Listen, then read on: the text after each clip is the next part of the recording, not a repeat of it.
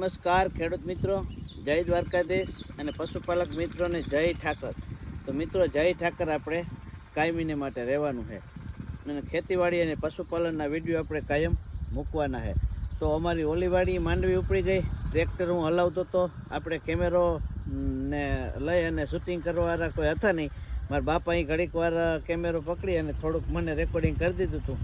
પછી કે મને ફાવતું નથી, તો આપણે આ વાડી આવ્યા તો અહીંયા એમની જ છે.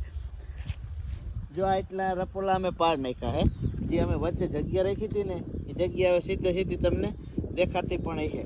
અને મસ્ત મજાનું કાલે કોક અમે જ્યારે માંડવી રાપલતા હોય ને તો ગમે ને એક માણસ આપણે ગોતી આવવો છે કે કેમેરો પકડી અને આપણે વાહે થોડુંક શૂટિંગ કરે એવું.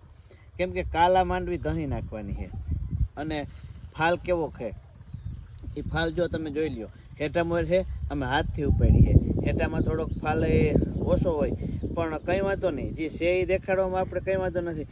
જોઈ લ્યો હવે કેવો ફાલ છે એ.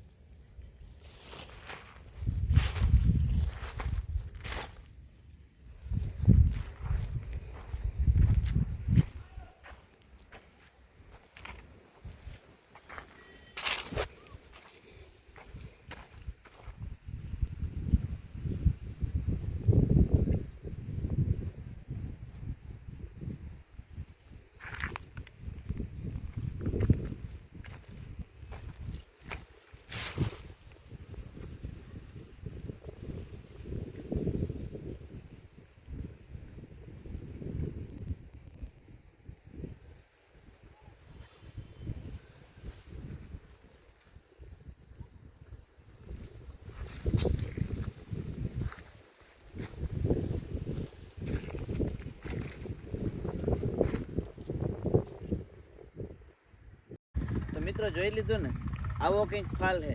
આવો તમને હાવ નજીકથી દેખાડું કે માલદેવભાઈ હાવ ગપ્પા જ મારી દે છે કે 54 નંબર માંડવીમાં ફાલ છે. તો આપણે આ વર્ષે અમારા ગામની અંદર 12 થી 15 થી 22 મણ સુધીના ઉતારા આવ્યા. કેમ કે જેને વાવેલો હતો માંડવો એટલે કે ઉપડી મગફળી એની વેચી નાખી છે કાઢીને, એને 12 મણનો ઉતારો આવી ગયો છે. જે ભાઈ કાઢી અને કમ્પ્લીટ કરી મૂકી એને એના ઢગલાની ગુણ્યુભાઈ નટકર કાઢી લીધી છે. 15 મણનો ઉતારો આવ્યો છે. હું બધાય તમને જઈને જ વિડીયો બતાવીશ, પણ હે ને ભેડમાં આવી જાય એટલે ના મેળ પડે. અને એક ભાઈને 22 મણ થયો છે, 1230 રૂપિયાના ભાવનો વેચી પણ છે. તો માંડો આપણી આ દહીંનું આખીનું રિવ્યૂ આવવા અને અટકર આવી ગઈ ટૂંકમાં કે એટલો થાય. અને અમે આ માંડવી પાડી નાખી છે ફાઇનલી. અને હવે આપણે એને જોવાની છે કે ફોરી ભારી અંગી કેવી છે ને ઈ.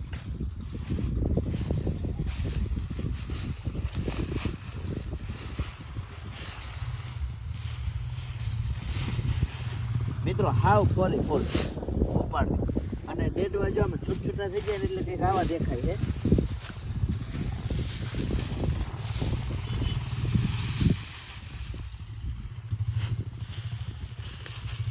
જરાય ખેંચવાની જરૂર નથી પડતી, વય જ આવે છે.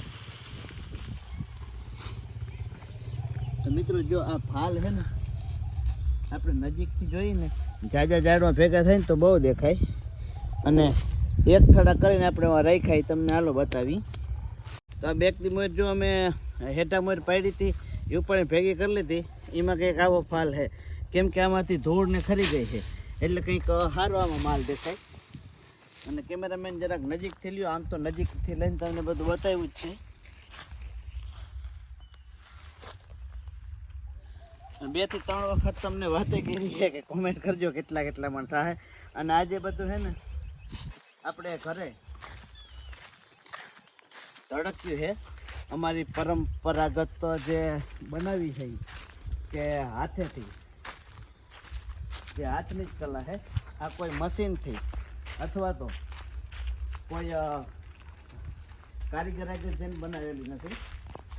આમાં જો ઝીણા દોરાથી ટેપા ભરેલા છે, એ પણ આજ બતાવવું જરૂરી છે, કેમ કે આજના જમાનામાં આ વસ્તુ નથી જ મળતી. હવે આ હેન્ડ વર્ક કે ને હાથથી બધું વર્ક કરેલું છે. અને જોવું જોઈએ આની આશરે કિંમત કહેજો કેટલી હોય ને, પછી હું તમને કોમેન્ટમાં કહી કે એટલા રૂપિયામાં બને.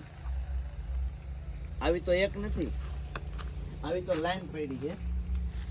લગભગ અત્યારે આ દેખાડી છે ને એ તો ખાલી અમે છે ને કેમ કે ચોમાસાને લીધે ભેજ થઈ ગયો હોય એટલે થોડોક ઓયલું લાગતું હોય એના માટે અમે હૂકવી દીધી છે. પણ લગભગ આવી નહીં હોય તો 80 કઈ છે, વારાફરતી 5-7 કાયમી હુકવતા જઈ અને બનાવતા જઈ. એક ખાલી જોઈ લ્યો તમે કે લુક કેવો આવે એનો. અને એકદમ મસ્ત મજાની છે. અને જે આ ધડકી અથવા તો ગોદડી કહેવાતી હોય અને એક અલગ પ્રકારની છે. આપણે હિન્દુ પરંપરા અનુસાર ગમે એવી જગ્યાએ આપણે કંઈ પણ કાર્ય કર્યું હોય તો ગણપતિ સ્થાપન પહેલાં કરી, પૂજા વિધિ કરી ત્યાં બેસવા માટેની આની અડધી જ હોય. એ 4 ફૂટ 5 ફૂટ લાંબી હોય અને 2 ફૂટની પહોળાઈ હોય. તો આ બધું દેશી વસ્તુ છે. જોઈ હોય તો મારા વાલા આવજો, બતાવશું. જે ગામડામાં રહીએ છે અને જે લોકો આ બધું બનાવે છે એને તો ખબર જ હશે, પણ કદાચ દેશ વિદેશમાં આવું જોવા ના જડતું હોય તો એને બતાવીએ આપણે. અને તો આજનો વિડીયોમાં બસ એટલું. કાલે ફરી મળીશું નવા વિડીયોમાં. આવજો બધાને. જય દ્વારકાધીશ.